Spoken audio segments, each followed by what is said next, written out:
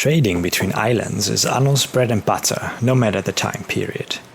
Like in previous games of the series, resources and fertilities in Anno 1.17 are divided up between many of the islands you will find on the map.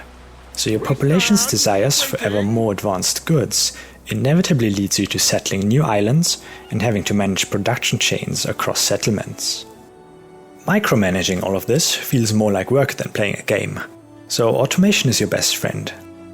This leads us to the question at hand. How do you create trade routes in Anno 1.17?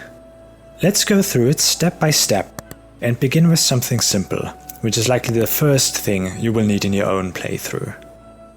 I want to deliver soap to my main settlement in Albion, so I set up an island to produce it over in Latium. All that remains to be done is to automate the shipments from Latium to Albion. To do that, we navigate into the trade route menu and create a new trade route from this screen. You can choose any of your available ships to sail this route. In this case, we select the Purgatio, a Pentaconta I just built for this purpose. As you can see, she has 3 cargo slots, being a tier 1 transport ship. After selecting a ship, we can add destinations to the route.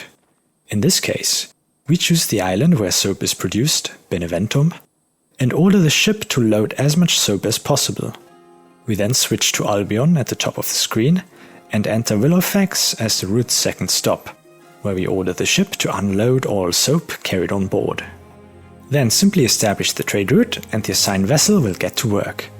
You can also rename, edit, or delete trade routes at any point. An alternative way to create trade routes is by selecting an idle ship and then clicking the Create Trade Route button on the ship's unit card. Naturally, shipping one good back and forth is only the most basic form of a trade route, so let's also look at something a little more advanced. Willowfax not only needs soap, but also olive oil and amphorae, which I once again want to produce in Latium. I've already set up an island producing olive oil and resin, which is a raw material required to produce amphorae. Since we already have a transport ship sailing the Albion-Latium route, and this is early enough in the game for me not to have too many other vessels, we'll simply edit our existing trade route. First, let's add Ainea to the list of destinations, and then move it ahead of Willowfax. At Ainea we want to load all the resin and olive oil we can get our hands on.